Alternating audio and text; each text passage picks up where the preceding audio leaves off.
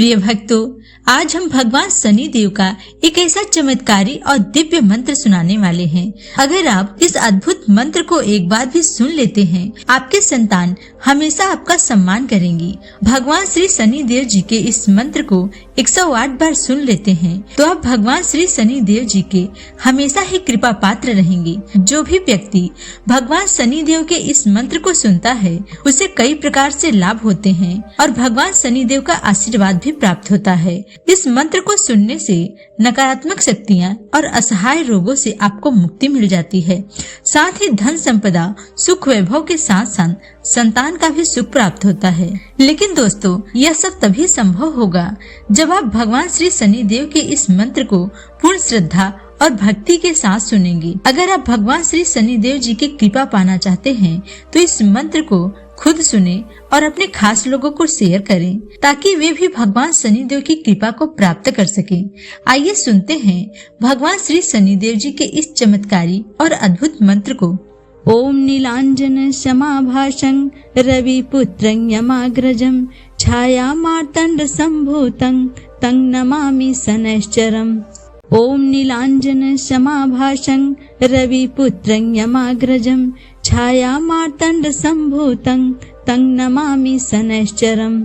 ओम नीलांजन समाभाषं रविपुत्रं यमाग्रजं छाया मार्तंड संभूतं तं नमामि शनैश्चरम्। ओम नीलांजन समाभाषं रविपुत्रं यमाग्रजं छाया मार्तंड संभूतं तं नमामि शनैश्चरम्। ओम नीलांजन समाभाषं रविपुत्रं यमाग्रजं छाया मार्तंड संभूतं तं नमामि शनैश्चरम्। ओम नीलांजन समाभाषं रविपुत्रं यमाग्रजं छाया मार्तंड संभूतं तं नमामि शनैश्चरम्। ओम नीलांजन समाभाषं रविपुत्रं यमाग्रजं छाया मार्तंड संभूतं तं नमामि शनैश्चरम्। ओम नीलांजन समाभाषं रविपुत्रं यमाग्रजं छाया मार्तंड संभूतं तं नमामि शनैश्चरम्। ओम नीलांजन समाभाषं रविपुत्रं यमाग्रजं छाया मार्तंड संभूतं तं नमामि शनैश्चरम्। ओम नीलांजन समाभाषं रविपुत्रं यमाग्रजं छाया मार्तंड संभूतं तं नमामि शनैश्चरम्। ओम नीलांजन समाभाषं रविपुत्रं यमाग्रजं छाया मार्तंड संभूतं तं नमामि शनैश्चरम्। ओम नीलांजन समाभाषं रविपुत्रं यमाग्रजं छाया मार्तंड संभूतं तं नमामि शनैश्चरम्। ओम नीलांजन समाभाषं रविपुत्रं यमाग्रजं छाया मार्तंड संभूतं तं नमामि शनैश्चरम्। ओम नीलांजन समाभाषं रविपुत्रं यमाग्रजं छाया मार्तंड संभूतं तं नमामि शनैश्चरम्। ओम नीलांजन समाभाषं रविपुत्रं यमाग्रजं छाया मार्तंड संभूतं तं नमामि शनैश्चरम्। ओम नीलांजन समाभाषं रविपुत्रं यमाग्रजं छाया मार्तंड संभूतं तं नमामि शनैश्चरम्। ओम नीलांजन समाभाषं रविपुत्रं यमाग्रजं छाया मार्तंड संभूतं तं नमामि शनैश्चरम्। ओम नीलांजन समाभाषं रविपुत्रं यमाग्रजं छाया मार्तंड संभूतं तं नमामि शनैश्चरम्। ओम नीलांजन समाभाषं रविपुत्रं यमाग्रजं छाया मार्तंड संभूतं तं नमामि शनैश्चरम्। ओम नीलांजन समाभाषं रविपुत्रं यमाग्रजं छाया मार्तंड संभूतं तं नमामि शनैश्चरम्। ओम नीलांजन समाभाषं रविपुत्रं यमाग्रजं छाया मार्तंड संभूतं तं नमामि शनैश्चरम्। ओम नीलांजन समाभाषं रविपुत्रं यमाग्रजं छाया मार्तंड संभूतं तं नमामि शनैश्चरम्। ओम नीलांजन समाभाषं रविपुत्रं यमाग्रजं छायामार्तण्डसम्भूतं तं नमामि शनैश्चरम्। ॐ नीलाञ्जनशमाभासं रविपुत्रं यमाग्रजं छायामार्तण्डसम्भूतं तं नमामि शनैश्चरम्। ॐ नीलाञ्जनशमाभासं रविपुत्रं यमाग्रजं छायामार्तण्डसम्भूतं तं नमामि शनैश्चरम्।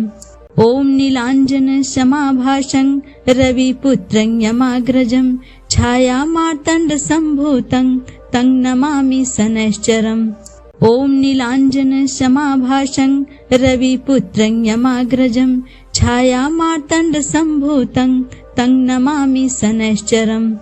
ॐ नीलाञ्जनशमाभासं रविपुत्रं यमाग्रजं छायामार्तण्डसम्भूतं तं नमामि शनैश्चरम्।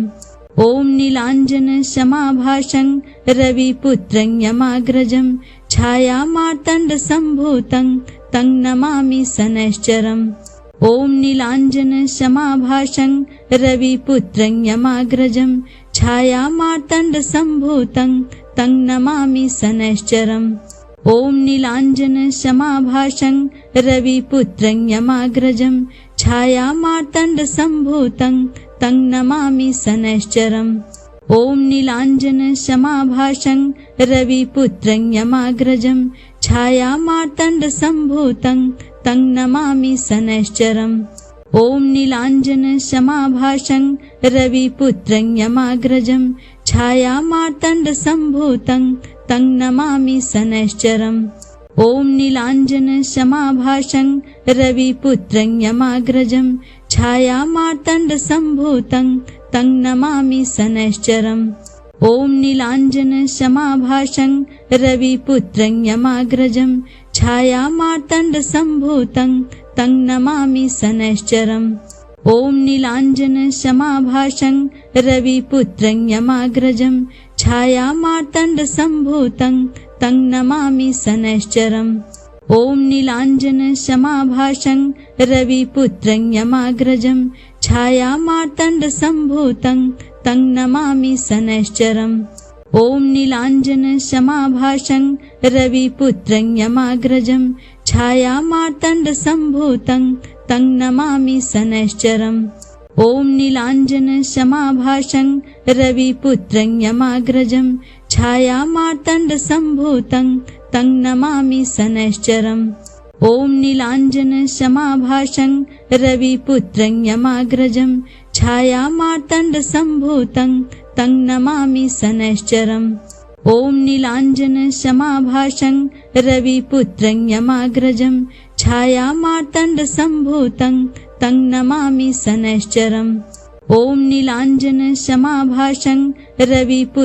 यमाग्रजं छायामार्तण्डसम्भूतं तं नमामि शनैश्चरम्। ॐ नीलाञ्जनशमाभासं रविपुत्रं यमाग्रजं छायामार्तण्डसम्भूतं तं नमामि शनैश्चरम्। ॐ नीलाञ्जनशमाभासं रविपुत्रं यमाग्रजं छायामार्तण्डसम्भूतं तं नमामि शनैश्चरम्।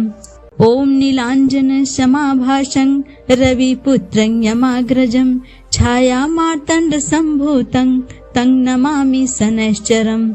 ॐ नीलाञ्जनशमाभासं रविपुत्रं यमाग्रजं छायामार्तण्डसम्भूतं तं नमामि शनैश्चरम्। ॐ नीलाञ्जनशमाभासं रविपुत्रं यमाग्रजं छायामार्तण्डसम्भूतं तं नमामि शनैश्चरम्।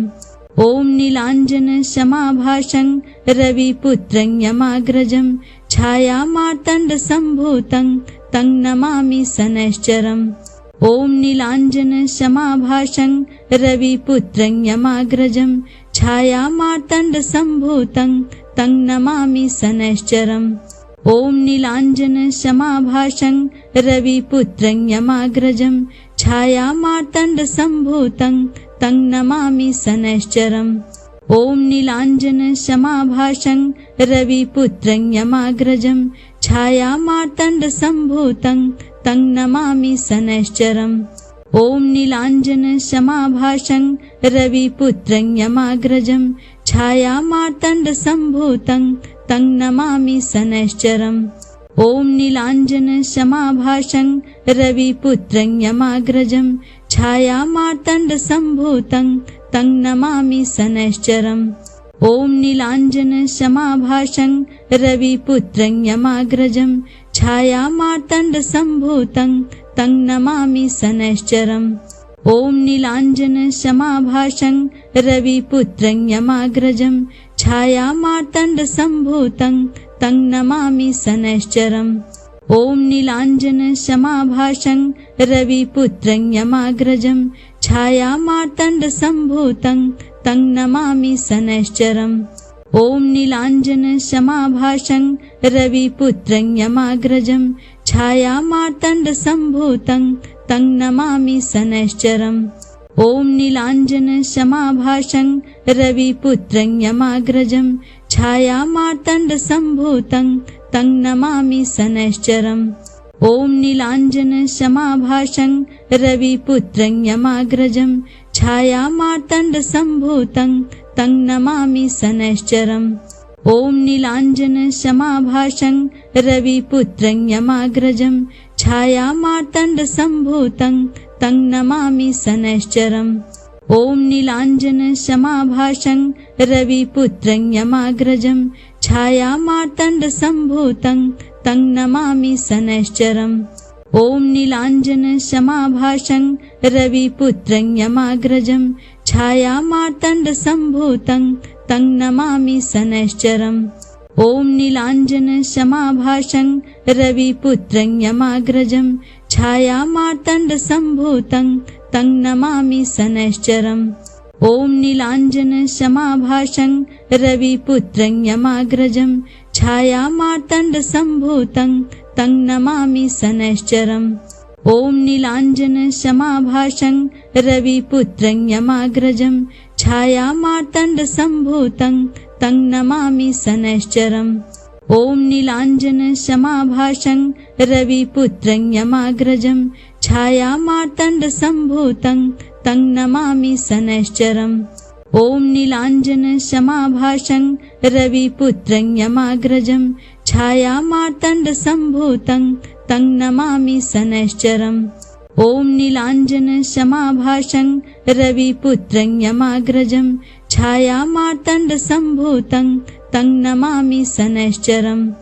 ॐ नीलाञ्जनसमाभासं रविपुत्रं यमाग्रजं छायामार्तण्डसम्भूतं तं नमामि शनैश्चरम्। ॐ नीलाञ्जनसमाभासं रविपुत्रं यमाग्रजं छायामार्तण्डसम्भूतं तं नमामि शनैश्चरम्। ॐ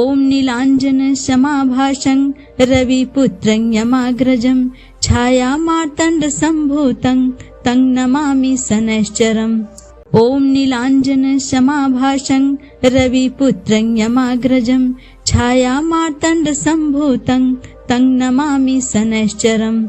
ॐ नीलाञ्जनसमाभासं रविपुत्रं यमाग्रजं छायामार्तण्डसम्भूतं तं नमामि शनैश्चरम्। ॐ नीलाञ्जनसमाभासं रविपुत्रं यमाग्रजं छायामार्तण्डसम्भूतं तं नमामि शनैश्चरम्। ॐ नीलाञ्जनसमाभासं रविपुत्रं यमाग्रजं छायामार्तण्डसम्भूतं तं नमामि शनैश्चरम्। ॐ नीलाञ्जनसमाभासं रविपुत्रं यमाग्रजं छायामार्तण्डसम्भूतं तं नमामि शनैश्चरम्।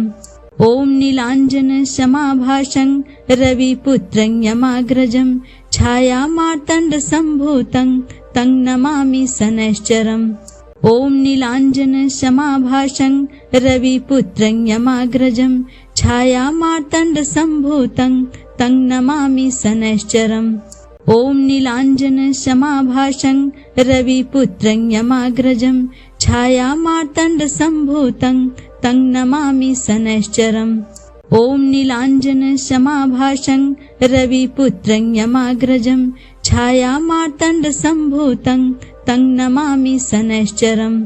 ॐ नीलाञ्जनसमाभासं रविपुत्रं यमाग्रजं छायामार्तण्डसम्भूतं तं नमामि शनैश्चरम्।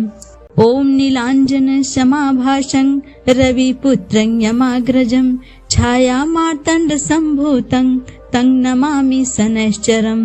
ॐ नीलाञ्जनसमाभासं रविपुत्रं यमाग्रजं छायामार्तण्डसम्भूतं तं नमामि शनैश्चरम्।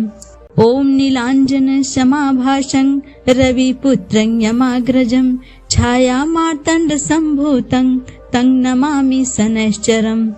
ॐ नीलाञ्जनसमाभासं रविपुत्रं यमाग्रजं छायामार्तण्डसम्भूतं तं नमामि शनैश्चरम्। ॐ नीलाञ्जनसमाभासं रविपुत्रं यमाग्रजं छायामार्तण्डसम्भूतं तं नमामि शनैश्चरम्। ॐ नीलाञ्जनसमाभासं रविपुत्रं यमाग्रजं छायामार्तण्डसम्भूतं तं नमामि शनैश्चरम्। ॐ नीलाञ्जनसमाभासं रविपुत्रं यमाग्रजं छायामार्तण्डसम्भूतं तं नमामि शनैश्चरम्। ॐ नीलाञ्जनसमाभासं रविपुत्रं यमाग्रजं छायामार्तण्डसम्भूतं तं नमामि शनैश्चरम्। ॐ नीलाञ्जनसमाभासं रविपुत्रं यमाग्रजं छायामार्तण्डसम्भूतं तं नमामि शनैश्चरम्। ॐ नीलाञ्जनसमाभासं रविपुत्रं यमाग्रजं छायामार्तण्डसम्भूतं तं नमामि शनैश्चरम्। ॐ नीलाञ्जनसमाभासं रविपुत्रं यमाग्रजं छायामार्तण्डसम्भूतं तं नमामि शनैश्चरम्। ॐ नीलाञ्जनसमाभासं रविपुत्रं यमाग्रजं छायामार्तण्डसम्भूतं तं नमामि शनैश्चरम्। ॐ नीलाञ्जनसमाभासं रविपुत्रं यमाग्रजं छायामार्तण्डसम्भूतं तं नमामि शनैश्चरम्। ॐ नीलाञ्जनसमाभासं रविपुत्रं यमाग्रजं छायामार्तण्डसम्भूतं तं नमामि शनैश्चरम्। ॐ नीलाञ्जनसमाभासं रविपुत्रं यमाग्रजं छायामार्तण्डसम्भूतं तं नमामि शनैश्चरम्। ॐ नीलाञ्जनसमाभासं रविपुत्रं यमाग्रजं छायामार्तण्डसम्भूतं तं नमामि शनैश्चरम्। ॐ नीलाञ्जनसमाभासं रविपुत्रं यमाग्रजं छायामार्तण्डसम्भूतं तं नमामि शनैश्चरम्। ॐ नीलाञ्जनसमाभासं रविपुत्रं यमाग्रजं छायामार्तण्डसम्भूतं तं नमामि शनैश्चरम्। ॐ नीलाञ्जनसमाभासं रविपुत्रं यमाग्रजं छायामार्तण्डसम्भूतं तं नमामि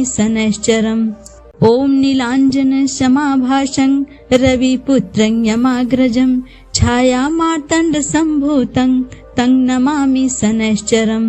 ॐ नीलाञ्जनसमाभासं रविपुत्रं यमाग्रजं छायामार्तण्डसम्भूतं तं नमामि शनैश्चरम्। ॐ नीलाञ्जनसमाभासं रविपुत्रं यमाग्रजं छायामार्तण्डसम्भूतं तं नमामि शनैश्चरम्। ॐ नीलाञ्जनसमाभासं रविपुत्रं यमाग्रजं छायामार्तण्डसम्भूतं तं नमामि शनैश्चरम्। ॐ नीलाञ्जनसमाभासं रविपुत्रं यमाग्रजं छायामार्तण्डसम्भूतं तं नमामि शनैश्चरम्। ॐ नीलाञ्जनसमाभासं रविपुत्रं यमाग्रजं छायामार्तण्डसम्भूतं तं नमामि शनैश्चरम्। ॐ नीलाञ्जनसमाभासं रविपुत्रं यमाग्रजं छायामार्तण्डसम्भूतं तं नमामि शनैश्चरम्। ॐ नीलाञ्जनसमाभासं रविपुत्रं यमाग्रजं छायामार्तण्डसम्भूतं तं नमामि शनैश्चरम्। ॐ नीलाञ्जनसमाभासं रविपुत्रं यमाग्रजं छायामार्तण्डसम्भूतं तं नमामि शनैश्चरम्। ॐ नीलाञ्जनसमाभासं रविपुत्रं यमाग्रजं छायामार्तण्डसम्भूतं तं नमामि शनैश्चरम्।